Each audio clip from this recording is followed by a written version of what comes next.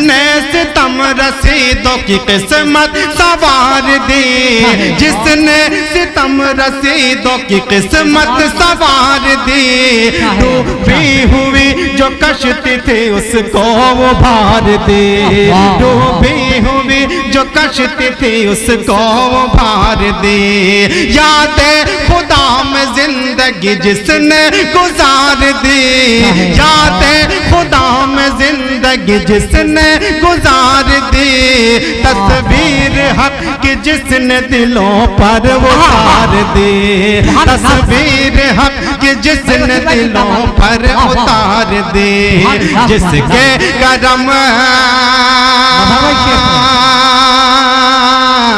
جس کے کرم سے ہو گیا سارا جہان حال، وہ آمینہ کا لال ہے، وہ آمینہ کا لال ہے۔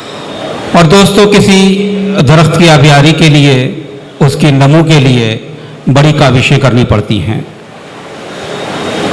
ہمیں اس بات کا فخر ہے کہ ہمارے درمیان محمد حامد علی صاحب کے فرزند ارجمند، اور میں سمجھتا ہوں کہ ایک سچے محب اردو اور اپنے بزرگوں کی وراثت کو دوسروں تک منتقل کرنے کا کام کر رہے ہیں، جناب محبوب سعید حارث صاحب، جو کہ آج کی اس محفل کے روح رواں بھی ہیں، ساجد علی میموریل کمیٹی کے جنرل سیکریٹری بھی ہیں، اور سب سے بڑی بات کہ اردو سے محبت رکھنے والے ہیں۔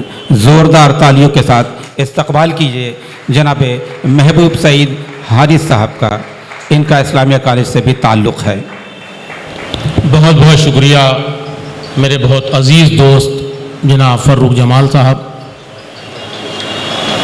فروخ جمال صاحب نے ابھی ہم کو بتایا کہ تمام مہمانوں کا آپ کو استقبال کرنا ہے۔ ہم بتا دیں، دارالمصنفین اعظم گڑھ سے میرے والد صاحب کا بڑا گہرا تعلق تھا۔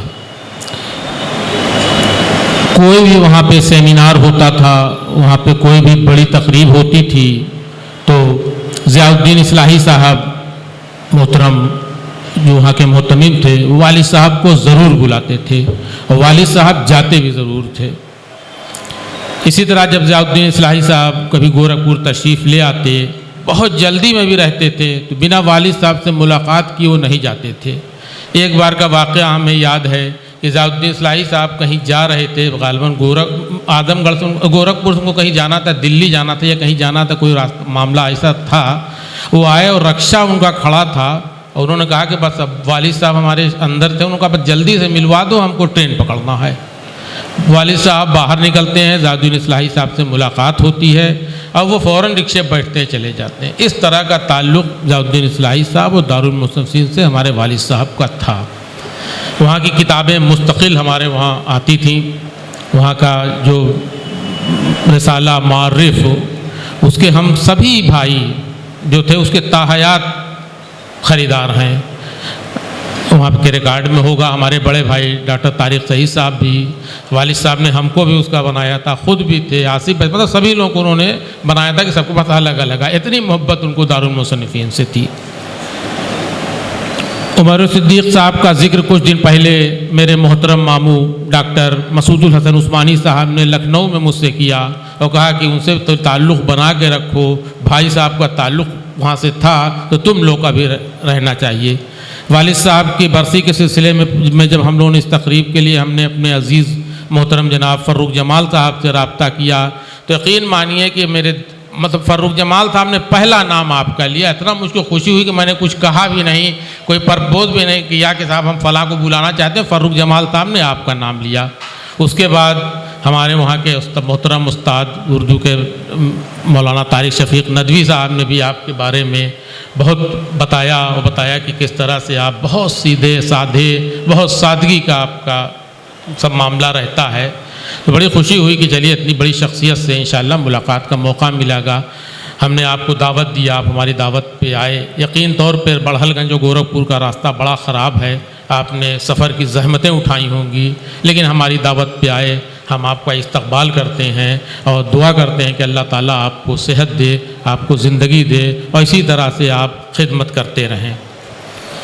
بی آر بلوی صاحب का जिक्र अक्सर हम अपने मोहतरम बिरादर मुअज़्ज़म आसिम रऊफ़ साहब से सुना करते थे। कोई महफिल के ऐसी में या कभी बैठते थे तो आप जिक्र किया करते थे। तो आपसे मिलने की बड़ी ख्वाहिश थी। आप भी लखनऊ से तशरीफ़ ले आए। आपने भी यकीनी तौर पर बड़ी सफ़र की जो ज़हमतें होती हैं उनको बर्दाश्त किया होगा। सुबह बहुत सवेरे चले होंगे, उठे होंगे। हम आपका भी तहे दिल से इस्तक़बाल करते हैं। इस वक्त स्टेज पर हमारे ख़ानदान के सबसे बुज़ुर्ग जनाब मोहम्मद इब्राहीम साहब बैठे हैं, जो कि आज के इस जलसे की सदारत कर रहे हैं। हम उनका भी इस्तक़बाल करते हैं। बिरादर मुअज़्ज़म मुंतसिर अब्बासी साहब, बिरादर मुअज़्ज़म इंजीनियर शम्स अनवर साहब, आप दोनों हज़रात वालिद साहब के बाद से जिस तरह से हम लोगों की सरपरस्ती कर रहे हैं, अल्लाह ताला से दुआ है कि अल्लाह ताला आप लोगों को लंबी ज़िंदगी दे। आप इसी तरह हम लोग की सरपरस्ती करते रहें। अल्लाह ताला तमाम नज़र बस से आप लोगों को महफूज रखे। इस वक्त हमारे बीच में साबिक़ जज जनाब अली नसीम साहब बैठे हैं। हम उनका इस्तक़बाल करते हैं। आप हमारी दावत पे यहाँ तशरीफ़ ले आए। हमारे बीच में 5 आदमी का एहसान शायद मैं अपने पूरी ज़िंदगी नहीं भूलूँगा।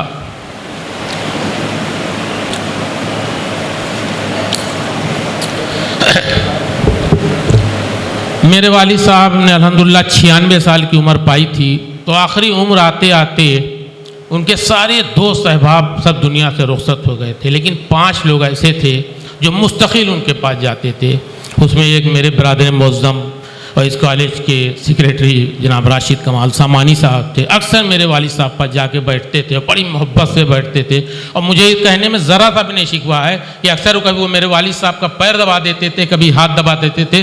शायद वो खिदमत बहुत कम हमको मौका मिला होगा। जनाब ज़ुबैर अहमद बेग साहब, इनका भी बड़ा एहसान हमारे ऊपर है। अक्सर ये मेरे वालिद साहब पास आते थे। जनाब इंजीनियर शम्स अनवर साहब बाप की तरह मोहब्बत वालिद साहब से करते थे, कहीं मिल जाते थे। हमको नहीं लगता था कि किसी दावत में शम्स भाई की कोशिश रहती थी कि हम ना वालिद साहब को खाना दे पाएँ, शम्स भाई खुद बढ़ के खाना दें। इस तरह की मोहब्बत इंजीनियर शम्स अनवर साहब करते थे। उसी में एक बड़ा मोहतरम नाम मेरे लिए है। तो मैंने आपसे कहा कि शायद इन लोग के एहसान से मैं कभी ज़िंदगी में निकल नहीं पाऊँगा। जनाब अब्दुल बाकी खां हासिल साहब का। अब्दुल बाकी साहब वालिद साहब पास रोज़ आते थे, घंटों बैठे रहते थे और वालिद साहब का जो ज़ौक़ था अदब, उस पर बात करते थे। हमारी ये खुशकिस्मती है कि आज की इस महफ़िल में हमारे 3 लोग मौजूद हैं, 2 लोग मौजूद हैं। हम उनका इस्तक़बाल करते हैं और गुजारिश करते हैं कि आप लोग दुआ कीजिए कि अल्लाह ताला हम लोगों को राह रास्त पे रखे। मोहतरम जनाब आसिम रऊफ़ भाई हमारे बीच आए। आप बीमार रहते हैं लेकिन हमारी दावत पे आप तशरीफ़ ले आए। हम आपका बहुत बहुत इस्तक़बाल करते हैं। एक नाम जो हमने 5 नाम आपको बताया था उसमें छूट गया, वो है मोहतरम जनाब ज़मीर अहमद प्याम साहब का। ज़मीर अहमद प्याम साहब भी पाबंदी से सुबह में जाते थे, वालिद साहब पास बैठते थे, बड़ी अच्छी अच्छी बातें किया करते थे। इत्तेफाक से दोनों लोगों का हेयरिंग, वालिद साहब का भी हमारे हेयरिंग पावर कम था और प्याम साहब का भी आखिरी में कम हो गया था, लेकिन उसके अलावा भी दोनों आदमी इतने इत्मीनान से बात करते थे कि हम लोग को ताज्जुब होता था कैसे एक दूसरे की इन लोग बात सुन रहे हैं। लेकिन बड़ा दोनों आदमी बड़ी अच्छी गुफ्तगू करते थे, बड़ी अच्छी बातें करते थे। हम उनका भी इस महफिल में इस्तक़बाल करते हैं। ख़ास करके आप तमाम हज़रात का इस्तक़बाल करते हैं कि आप तमाम हज़रात हम लोग की दावत पे यहाँ तशरीफ़ ले आए और आज के इस प्रोग्राम को आप लोगों ने बहुत कामयाब बनाया। जितना हमने सोचा नहीं था उससे ज़्यादा आज का हमारा ये प्रोग्राम कामयाब हुआ। बहुत बहुत शुक्रिया।